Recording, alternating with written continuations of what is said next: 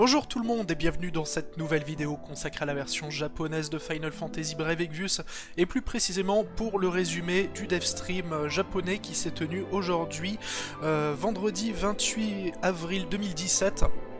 Donc un dev stream qui s'est en partie concentré sur les nouveautés qui sont arrivées aujourd'hui sur la version japonaise, ainsi que les quelques petites choses qui vont arriver d'ici une poignée de jours et dans le courant du mois prochain.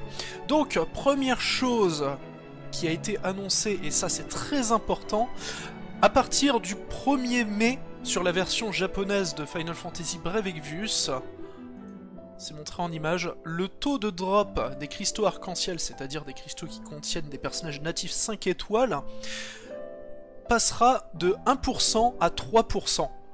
Alors ça peut sembler peu dit comme ça, mais mine de rien, c'est 3 fois plus de chances de tomber sur un cristal arc-en-ciel.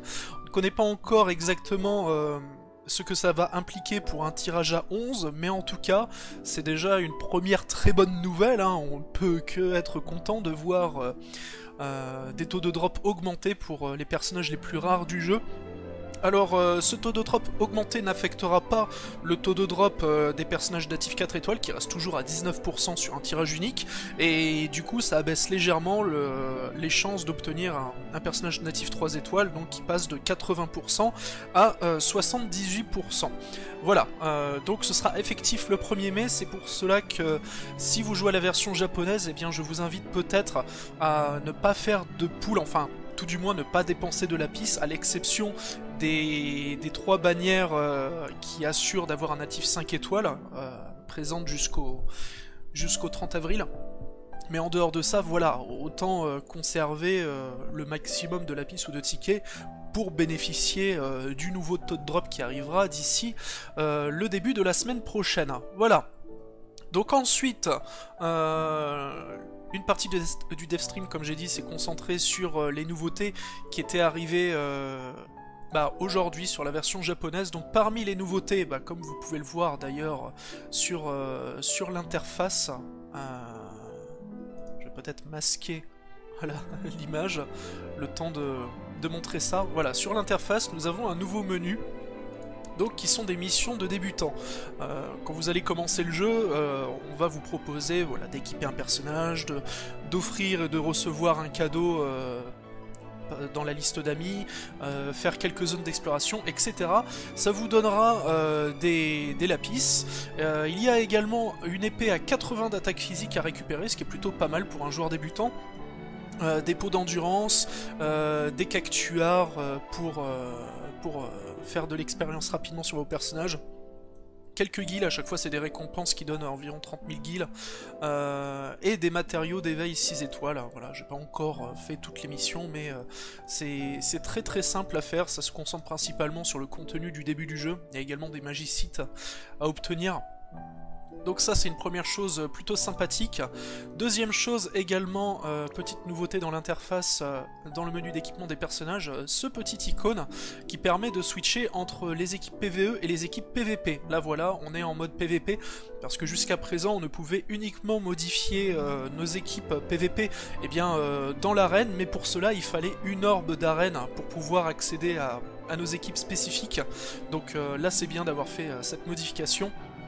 Or d'ailleurs, j'en profite pour rappeler, pour les personnes qui jouent sur la version japonaise et qui par exemple ne comprendraient pas pourquoi lorsqu'ils retirent des personnages d'un groupe pour les fusionner à la fin d'un farm de thème, ils ne les voient pas dans la liste des personnages qui peuvent fusionner, malgré qu'ils aient retiré le cadenas et tout. C'est peut-être parce que vous avez gardé dans votre liste de personnages en arène votre groupe de farm, et pensez justement à enlever ces personnages-là pour qu'ils puissent réapparaître à nouveau dans votre liste de fusion. Ensuite, deux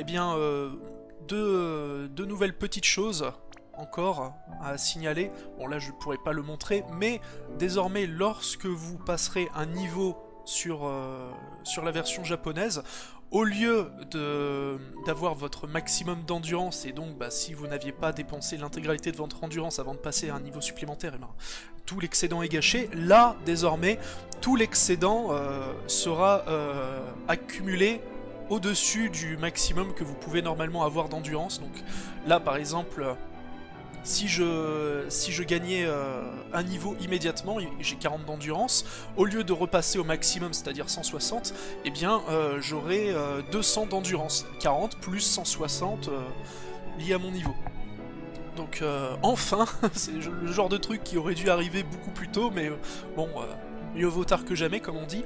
Et dernière petite modification de l'interface, dans le Vortex, désormais, il y a plusieurs onglets pour ranger différemment les zones intéressantes. Donc on a les events à durée limitée sur le premier onglet, le deuxième onglet, toutes les zones de farm avec les déserts de Pampa, de Tortue, le labyrinthe, et également toutes les zones liées, enfin, qui permettent de farmer de l'XP, des matériaux d'éveil, du pognon, etc. D'ailleurs, là en ce moment on est dans une semaine, ce qu'on appelle la Golden Week au Japon. Donc c'est au Japon quelque chose qui... Enfin, une semaine qui enchaîne plusieurs jours fériés d'affilée, donc la plupart du temps les gens prennent des vacances durant ce moment-là, c'est très important au Japon, et la plupart du temps les développeurs de jeux mobiles, etc. en profitent pour proposer moult cadeaux durant cette période. Donc là, pour la version japonaise de FFBE, eh bien on a tous les vortex d'XP, de pognon, etc. qui sont ouverts par défaut durant toute la semaine. On a également l'endurance qui est divisée par 2 pour les zones de l'histoire principale. Plus de chances d'avoir XP x 1,5 ou XP x 2 lorsqu'on fait des fusions de personnages, on gagne davantage de points d'amis, et les tortues et les cactuars sont présents dans le tirage ami, et on gagne également d'autres récompenses journalières en plus durant toute cette semaine. Et donc oui, pour en revenir au Vortex, il y a également de nouvelles zones qui coûtent 20 d'endurance dans les différents vortex. Alors là, il y en a plusieurs pour gagner des magicites. Mais voilà, il y a d'autres zones, notamment la zone pour gagner de l'argent et pour gagner de l'expérience. Voilà, il y a 20 d'endurance, donc enfin des missions à 20 d'endurance qui permettent à chaque fois de récupérer 100 la vie. Donc pensez à aller les faire si vous jouez sur la version Jap. Donc voilà pour les principales nouveautés de la version 2.8, donc hein, c'est comme ça qu'elle a été nommée. Et à la suite du devstream, donc ils ont parlé des mises à jour qui viendront d'ici le mois prochain, la version 2.9. Donc déjà, mi-mai, on devrait avoir des missions quotidiennes qui débarqueront sur la version japonaise, puisque je rappelle que contrairement à la version globale, la version Jap ne possède pas de missions quotidiennes pour récupérer 2-3 petites choses. Et les récompenses d'arène vont changer à partir du milieu du mois de mai, donc je sais pas qu'est-ce qu'on va avoir à la place. Est-ce que ça va concerner les récompenses hebdomadaires ou également les récompenses mensuelles, les deux, enfin bon bref. On verra bien en temps voulu. Et donc le mois prochain, pour la version 2.9, est déjà annoncé davantage de missions pour les joueurs débutants. Donc là, plus de missions dans cette liste. On aura également des zones d'exploration avec les chocobos, donc ça j'en avais déjà un peu parlé dans de précédents résumés de devstream. On sait pas exactement ce que ça va donner, mais au début les développeurs pensaient peut-être proposer de récupérer des matériaux pour les invocations 3 étoiles. Donc est-ce que ça va arriver en même temps, ou est-ce que c'est pas encore tout à fait ça? On verra bien. A priori, il y aura également de nouvelles récompenses pour la zone PVP, en plus de celles qui vont être déjà modifiées dans le courant du mois de mai. Il y aura également la possibilité, enfin, de verrouiller son équipement sur chacun des groupes différents que l'on a. Donc tous les équipements ne seront plus partagés entre les 5 équipes, donc ça c'est vraiment très très cool, et ça aurait dû arriver encore plus tôt, ça aussi, ce genre de petite facilité de vie. Et enfin, la dernière chose qui a été annoncée, alors on sait pas exactement là aussi la forme que ça va prendre, mais il serait a priori possible d'ici un mois d'upgrader nos équipements. Voilà, après les capacités des personnages, et ben ce serait autour des équipements. Donc est-ce que ça va concerner que des équipements bien précis? Est-ce que ça va être n'importe quel équipement? Comment on va le faire exactement? On n'a pas les précisions, mais en tout cas voilà, ça devrait débarquer. Ils ont aussi dit qu'ils planchaient sur un mode de difficulté difficile pour le Colisée de la version japonaise qui pourrait arriver après la version 2.9. Donc, eh bien, on verra ce que ça donnera, si ça arrivera bel et bien.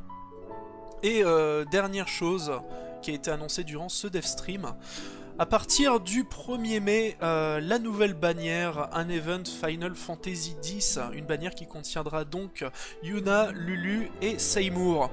Yuna et Lulu, comme vous le voyez sur l'image, qui seront natifs 5 étoiles, Seymour sera natif 4 étoiles. Alors, ça a été révélé durant le devstream, mais en fait, ça avait déjà été dataminé, puisque les personnages sont déjà présents dans le code du jeu avec la mise à jour qui est arrivée aujourd'hui. Donc on a le détail de toutes leurs capacités. Je vais en parler brièvement, mais on en parlera plus en temps voulu lorsque les personnages sortiront pour de bon. Mais globalement, Yuna, c'est une soigneuse qui a également des capacités de support, notamment pour augmenter la résistance à certains éléments. Évidemment, c'est une invocatrice, donc elle pourra utiliser toutes les invocations de l'équipe, elle fera plus de dégâts exactement comme Garnet et Eiko. Lorsqu'elle lancera une invocation, elle gagnera également 50% de stats supplémentaires avec l'invocation équipée, c'est-à-dire que si vous avez une invocation qui vous donne, je sais pas moi, 50 de défense physique, et bien au lieu d'avoir 50 de défense physique par cette invocation, Yuna en aura 75, 25 points de plus, 50%, vous avez compris. Et autre chose assez intéressante, c'est qu'apparemment le personnage pourra dépenser une portion de la jauge d'invocation pour lancer des sorts hybrides très puissants. Donc à voir ce que cela va pouvoir donner. Concernant Lulu, c'est évidemment une mage noire. Donc elle sera un peu dans la même veine que William, le mage de terre qui était arrivé en même temps que Cloud de Final Fantasy VII. Donc elle aura plusieurs sorts élémentaires différents, mais son plus gros sort élémentaire sera un sort d'eau qui sera multi-hit et qui débuffera de 50% la résistance à l'eau. Donc eh bien ça pourrait donner lieu à des choses plutôt sympathiques, surtout en combinaison avec Tidus. À voir lorsqu'elle sortira. Et enfin Seymour, ça risque d'être un personnage un peu décevant. À première vue, il a un panel de sorts élémentaires plutôt sympa, mais ce sont que des sorts classiques qui font qu'un seul hit, et il n'a pas l'air d'avoir vraiment de capacité très très puissante pour qu'il puisse se démarquer. Donc bon, voilà. Évidemment, les personnages arriveront donc avec un event FF10 qui sera un event de Roi Mog, du farm classique. D'ailleurs, ça a été dataminé, le contenu des objets que l'on pourra récupérer chez le Roi Mog, qui serait a priori, alors pas vraiment différent, mais il y aura en tout cas pas mal de nouveautés, donc ça aussi on le verra plus en détail en temps voulu. Et enfin, une toute dernière chose, également liée à l'event Final Fantasy X, aujourd'hui est arrivée la 6ème étoile de Waka sur la version japonaise, et ça on en parlera également dans une prochaine vidéo.